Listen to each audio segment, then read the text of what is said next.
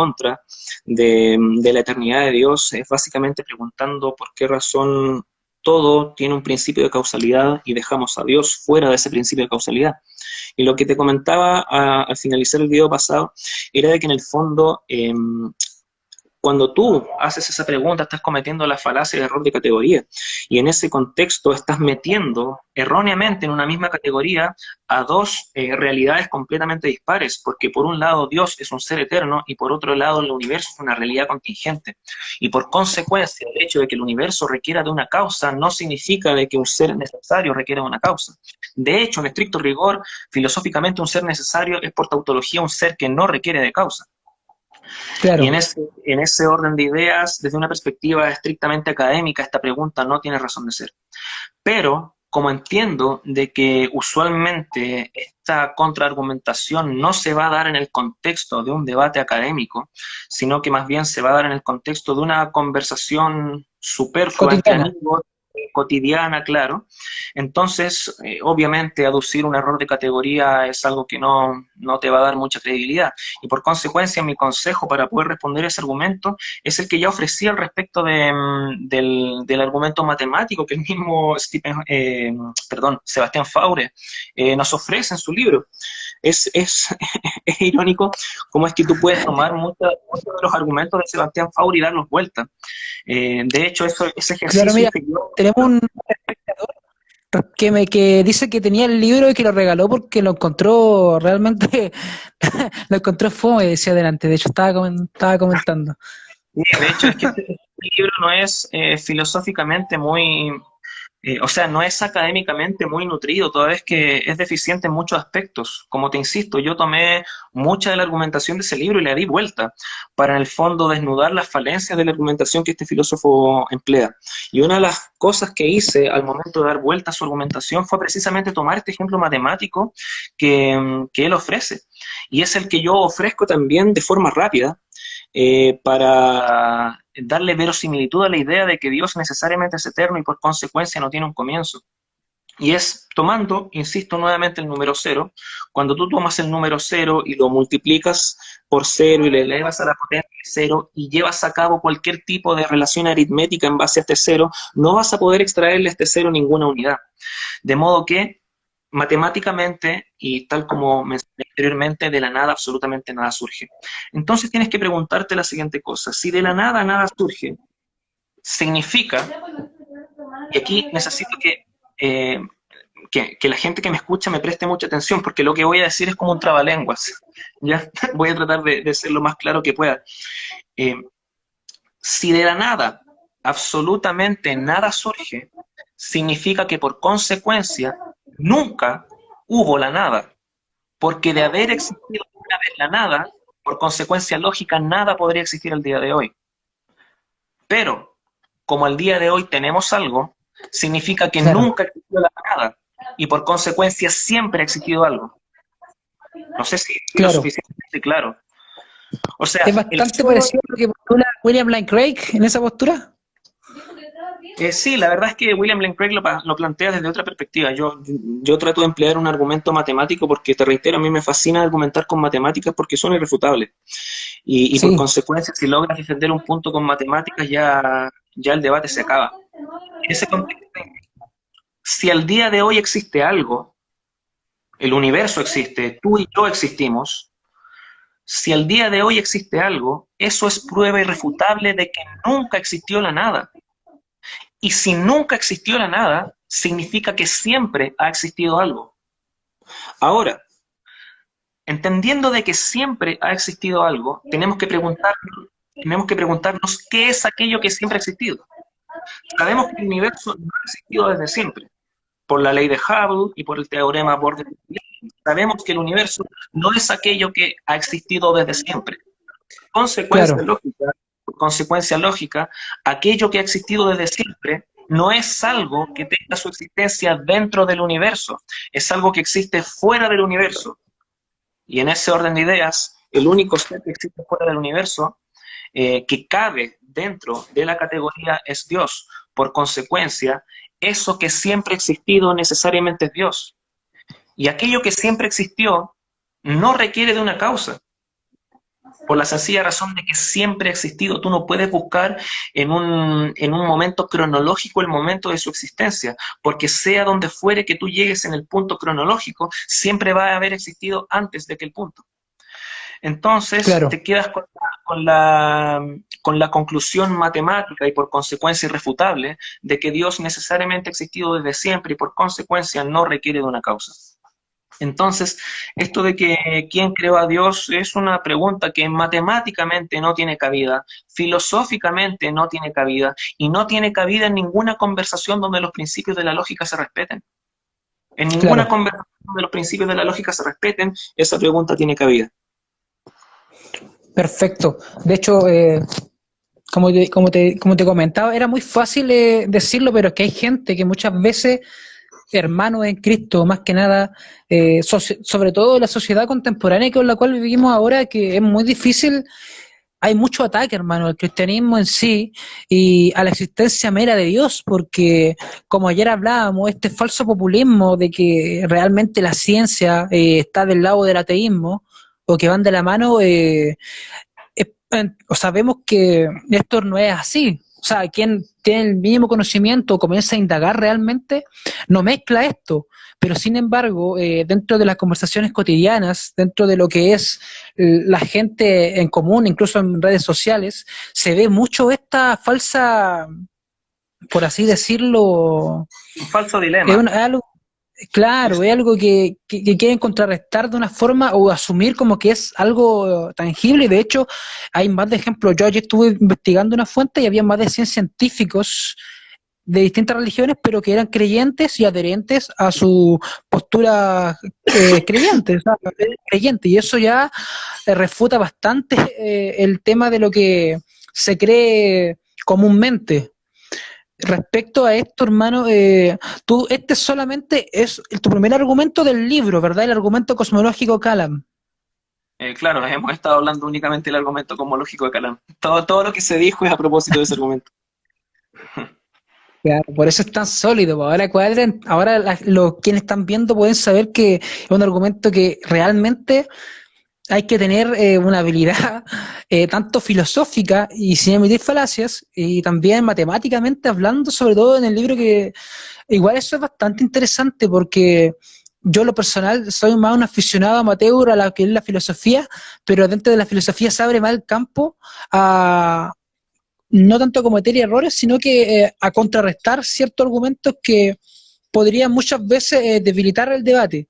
Pero como tú dices, y de verdad que lo voy a considerar, por eso hay que adquirir tu libro, hay que adquirirlo para poder, claro, hacerlo de una perspectiva más matemática, porque de hecho hay muchos apologistas y creyentes cristianos que fueron filósofos, como Blaise Pascal, que era un matemático también, Así ¿verdad? es, así es. John Bueno, y Lennox también. contemporáneamente tenemos a John Lennox. Él es un matemático de primer nivel, es profesor titular de la Universidad de Oxford y es cristiano. Tiene varios libros defendiendo la fe cristiana. Hay muchos científicos que son cristianos. Eso de que tú tienes que escoger entre Dios o la ciencia es un falso dilema. Es un falso dilema. No existe ninguna pugna real entre la ciencia y Dios. De hecho, en mi opinión y en opinión de muchos apologistas, filósofos y científicos, la ciencia reafirma la tesis de Dios. Por una cuestión muy sencilla, sí. Te reitero algo que mencioné antes, el solo hecho de que el universo sea cognoscible, el hecho de que el universo sea matemáticamente observable, te apunta necesariamente a una mente que hay detrás de aquello, porque de lo contrario no podría tener estructura matemática un universo. No puedes postular al azar para darle coherencia a esa armonía matemática que el universo tiene. No puedes postular al azar por eso. Es absolutamente ridículo pensar eso. Por ejemplo, un argumento, tú hablabas de John Lennox hace un minuto atrás. Eh, Sí,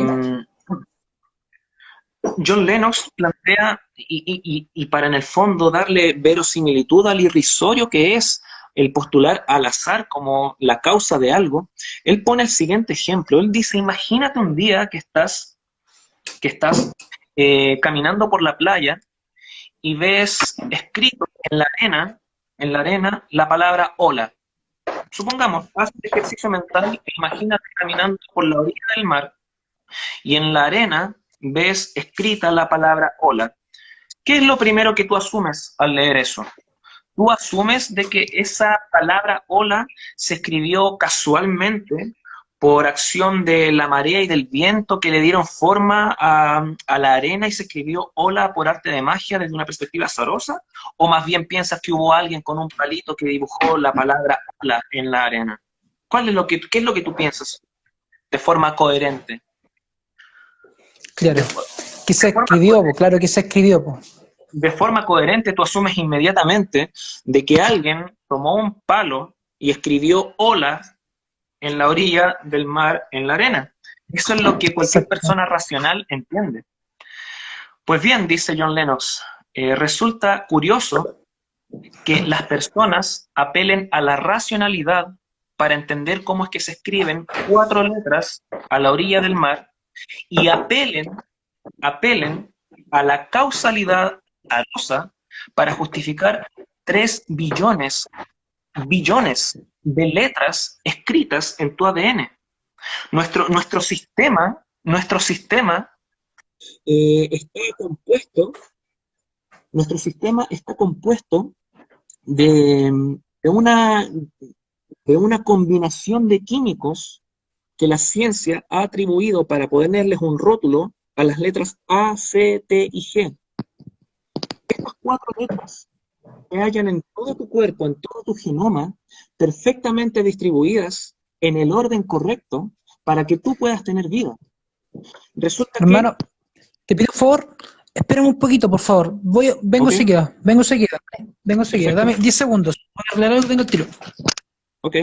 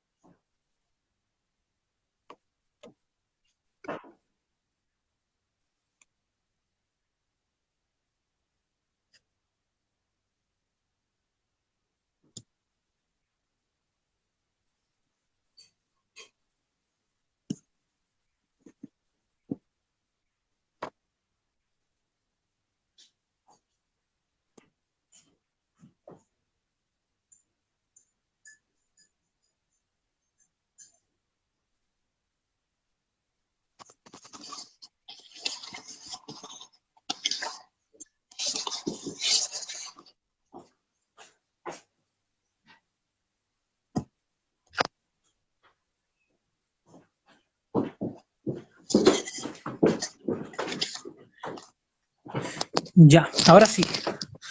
¿Me escuchas? Sí, te escucho. ¿Me escuchas bien Claro, tú? sí, sí, perfecto. Lo que pasa es que tuvo que haber un tema que salió recién ahí, pero excelente. De hecho, estaba analizando el tema de lo que tú estabas diciendo respecto a las letras del ADN, ¿verdad? Sí, es que no son letras propiamente tal. Lo que pasa es que la información genética se almacena en una combinación de químicos que la ciencia le ha atribuido a estas letras, A, C, T y G. Y estos químicos, estas letras, están perfectamente distribuidas en un orden preciso para permitir la información genética en tu cuerpo y por consiguiente permitir su existencia. Y resulta que tenemos más de 3 billones de letras escritas secuencialmente en el orden correcto, y hay personas que aluden a que esa secuencia correcta se produjo por el azar, pero les cuesta Claro. trabajo comprender de que por el azar puedan dibujarse por arte de magia 4 letras en la arena. O sea, ¿cuál es mi punto aquí? Y aquí la opinión que puedo dar yo a este argumento de John Lennox, porque ese argumento es suyo, no es un argumento mío. Este argumento de John Lennox a la larga te lleva a la siguiente conclusión. Si tú estás loco por creer de que del azar se escribió por arte de magia 4 letras en la arena, entonces tienes que estar demente para creer que del azar se escribieron más de 3 billones de letras en tu información genética. O Hermano, sea, no justamente hay de eso. reciprocidad en el nivel de locura si es que estoy loco por creer que por por el azar se escribieron 4 letras en la arena. O sea, tengo que estar demente para creer que del azar se escribieron 3 billones de letras en tu genoma. Añadiendo a este punto que tú estás tocando, hermano, es bien interesante de que el filósofo que igual citamos ayer, Anthony Flew, que era un ateo que escribía mucha literatura, de hecho, supuestamente era como uno de los caballos más fuertes del ateísmo, por así decirlo, y él al ver este tema del ADN, él en su libro Dios existe, postula, apela al ADN mismo, y de hecho lo que tú acabas de decir, es realmente interesante porque el mismo Richard Dawkins, en su libro El espejismo de Dios, ¿verdad? Él se supone que es, ya hablamos ayer para no seguir ninguneando a Dawkins, ¿verdad? En cuanto a de que el libro es malo en sí, pero más, más allá de que el libro es malo, él ha dicho que el tema del ADN sería como, no cabría eh, en la universidad, perdón, la biblioteca de Cambridge sería como, no cabría todas las letras en comparación a esa biblioteca. Entonces yo realmente me pregunto, y una pregunta que apelando a la lógica es bastante, lo que John Lennox dice de esto concuerda perfectamente con lo que podemos ver en el mismo Richard Dawkins. Es que por supuesto, o sea, de hecho, el número es aún más escandaloso, hermano. Tú, si pudieses reunir la información genética que hay en una cucharada de té, en una cucharadita de té, hay más información genética que la que tú podrías escribir en una pila de libros que lleguen de aquí a la luna. Si tú pudieses hacer una pila de libros que llegasen de aquí a la luna, no alcanzarías a escribir toda la información que hay en una cucharadita de té, de ADN.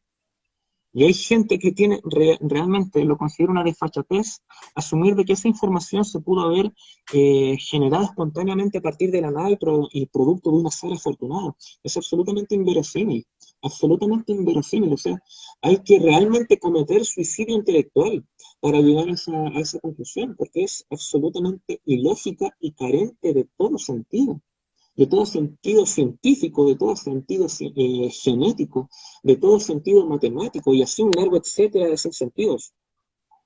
Por esa razón, me gusta mucho ese argumento también de John Lennox que te acabo de formular, porque en el fondo desnuda el sinsentido que es el apelar al azar como una posible justificación para la existencia de las cosas. Claro, de hecho, hermano, mira, tengo entendido que tiene un compromiso, ¿verdad? Ya después de las 8:30, si no me Así equivoco. es. Ya estamos casi por finalizar esta pequeña entrevista, pero hermano, realmente con el diálogo de ayer y de hoy día, yo en lo personal he aprendido mucho, así que de verdad que lo primero que quiero hacer es mandar a comprar el libro, hermano, porque está re interesante y de hecho, gracias a ese libro, hoy día podemos tener esta pequeña entrevista y este pequeño diálogo. Entonces, hermano, me encantaría que tú puedas decir dónde podemos conseguir este libro y qué otros temas más puedes abarcar, o abarca de hecho el libro, eh, que obviamente nos va a ser muy útil a los quienes somos apologistas, en este caso aprendiz todavía, pero vamos bien solidificado en cuanto a lo que sabemos. Y de verdad que este tipo de material es bastante bueno y de bendición para no solamente para pastores o para profesores de seminario que quieran tratar la apologética, sino que para cualquier laico creyente que quiera defender su fe, porque hoy en día realmente, hermano, hay que hacer apologética hasta en la vida diaria, hermano. Es algo Sí, es muy verdad. común. Es verdad, lamentablemente el mundo está de cabeza hoy en día y, y se hace necesario el tener un barniz de apologética que en definitiva te pueda dar las armas para poder defender bien tu fe. Eh, Mira, el libro lamentablemente ahora lo tengo sin stock físico, yo, pero se puede adquirir vía Amazon por los distribuidores que manejan todavía stock respecto del libro. Lamentablemente estamos en Chile y en Chile no se ofrece absolutamente ninguna clase de ayuda a un autor nacional. Puedo dar fe de ello. Yo cuando escribí este libro golpeé varias puertas en Chile y ninguna se me abrió. No fue sino hasta que golpeé puertas en Europa, donde se me dio la oportunidad de poder publicar. Este libro yo lo publiqué en Europa, más precisamente en una editorial portuguesa, Fue publicado en Portugal, en España, y llegó en su distribución a distintos países de América, pero curiosamente no llegó a nuestro país. De modo que en pos de poder adquirirlo, necesariamente se debe adquirir a través de Amazon. Tú vas a amazon.com y en el buscador buscas Dios, realidad o ficción, o puedes buscar por mi nombre, y allí va a aparecerte el libro para su compra en físico o la compra en formato ebook. Es un libro de más de 500 páginas, de hecho aquí lo tengo. Es un libro bastante grueso. A ver, Es hermano, un mira, libro de más de 500 páginas, está estructurado en 4 capítulos. El primer capítulo cuatro habla de Dios capítulos. y la ciencia, el segundo capítulo habla de Dios y la filosofía, el tercer capítulo habla de Dios, la historia y la arqueología, y el cuarto capítulo habla de Dios y la iglesia, más que nada de eclesiología. Y en ese contexto lo que yo hago es básicamente hacer una suerte de teodicea que parte desde la creación misma y antes del tiempo, hasta llevar el buque al puerto del cristianismo. Eso es lo que yo intento en el libro. Trato de ofrecer una amplia gama de argumentos científicos, filosóficos, históricos, arqueológicos y eclesiológicos para en el fondo defender no solamente la verosimilitud de la tesis de que Dios existe, sino que además llevar a la persona hacia el camino de la fe cristiana. Ese es el objetivo que yo me tracé en el libro. Y en el transitar de más de 500 páginas ofrezco un amplio abanico de distintos argumentos. Excelente, hermano, excelente. Te agradezco de verdad que te hayas dado el tiempo de poder dialogar y poder participar, porque este material voy a intentar difundirlo lo máximo que se pueda, hermano. Yo, a lo personal, soy un amante de la apologética y a la filosofía, pero amateur. Entonces, estos libros realmente son de bendición, hermano. Y como tú explicabas, y de hecho, eh, en el chat tenemos también gente que está diciendo que realmente en Chile es todo autofinanciamiento. Ronald dice eso, y claro, y es complicado la literatura cristiana, sobre todo la literatura cristiana, porque como ayer explicaba, el libro de Dawkins, otra vez citando a Dawkins, pero estaba a 13.000 pesos en Portomón. Tú bajas al centro y automáticamente lo consigues. Pero cuando se hay de la contraparte, por así decirlo, o el otro lado de la moneda, incluso Anthony Flew en su libro, él dice lo mismo, que no se consigue fácilmente material en español. Es realmente, hermano, verídico lo que acaba de decir, es muy difícil conseguir este material, y sobre todo acá en Chile, hermano.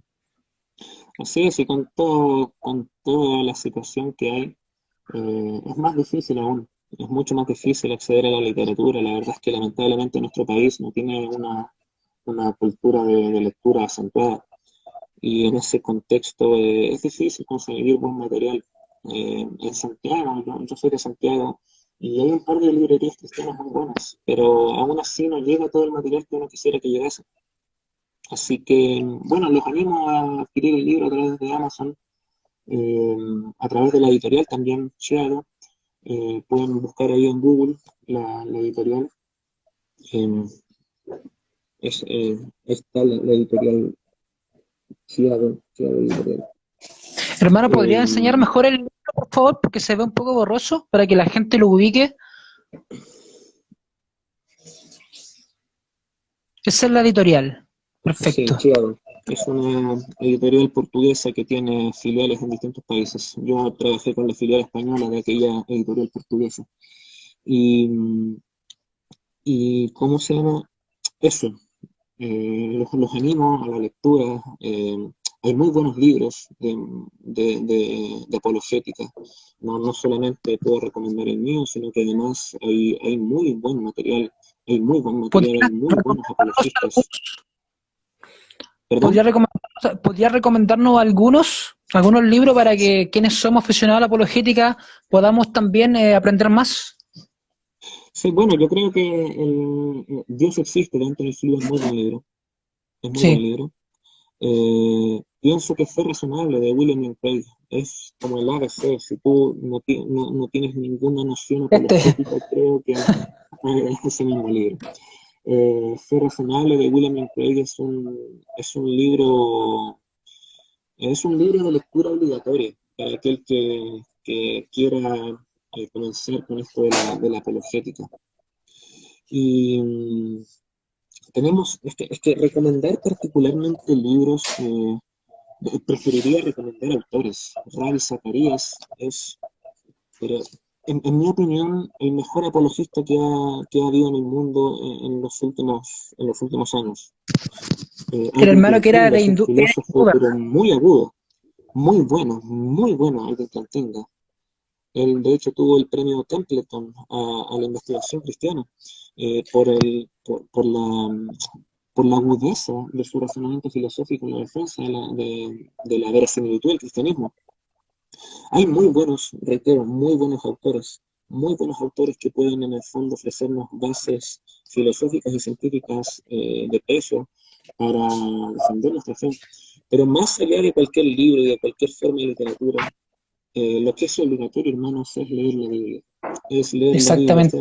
Eso es el ABC de nuestra fe, eso es el ABC de nuestra, de nuestra convicción. No sacas nada con leer mi libro o leer Fe Razonable de William Lane Craig si no tienes un verniz bíblico que te permita entender la doctrina ortodoxa, que te lleve a una fe sólida.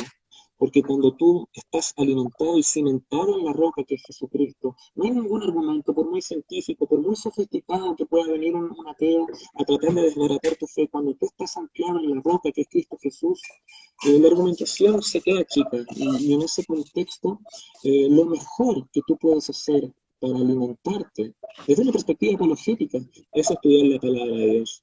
Fíjate cómo Pablo defendió la fe frente a los gentiles. Fíjate cómo los apóstoles predicaron con ahínco el evangelio y te vas a dar cuenta de muchas formas apologéticas de defender la fe cristiana que están al alcance de tu Biblia. Así Claro, y que de hecho, hermano, ayer te acuerdas que mencionamos el capítulo de Romanos 1, donde abarcamos todo lo que realmente hace que sea racional la postura, obviamente, teísta, en el sentido de que realmente el eterno poder y deidad de Dios se hacen claramente visibles y de hecho de ahí parte todo lo que es la apologética y el argumento cosmológico en sí mismo, ¿verdad? así es, así es. Ok, hermano, ha sido un gusto poder tenerte en esta tarde. Te agradezco que hayas Igualmente, apartado hermano. mucho de tu tiempo y qué bueno que vamos a estar en contacto, hermano, porque hay que tocar otros argumentos más. El mismo argumento teleológico no lo alcanzamos a ver, hermano. Sí. Pero está re Bueno, interesante la charla. sí, con gusto, con gusto. Ahí nos ponemos de acuerdo y podemos tener otra instancia para conversar. Sí, nos vemos entonces. Que el Señor te bendiga, hermano. Saluda a quienes estuvieron en la transmisión. Esto se va a ir al canal de YouTube, así que eh, como, podemos decirle, quienes quieran indagar en la apologética pueden conseguir el libro Dios, mito, realidad a través de Dios, Amazon, realidad o ¿verdad? ficción. Realidad o ficción, perdón. Claro, buenísimo, buenísimo el libro, así que hay que conseguirlo. Tratamos lo que es el argumento cosmológico hoy en día, pero vamos a tener más entrevistas para que nuestros hermanos nos vayan explicando, entre ellas también la historicidad de Jesús, ¿verdad? Sí, es un tema muy interesante. Muy interesante. Lo Sí, trata en el es capítulo tercero en el libro. excelente, hermano, excelente. Que estés bien, hermano, que el Señor te bendiga y nos vemos en la próxima entrevista, hermano. Igualmente, hermano, bendiciones. Adiós. Saludos, Ronald, también y a todos quienes se unieron a la transmisión. Que estén bien y gracias por prestar atención en este momento que espero haya sido de bendición para ustedes. Nos vemos. Nos vemos. Chao, chao. Chao, chao.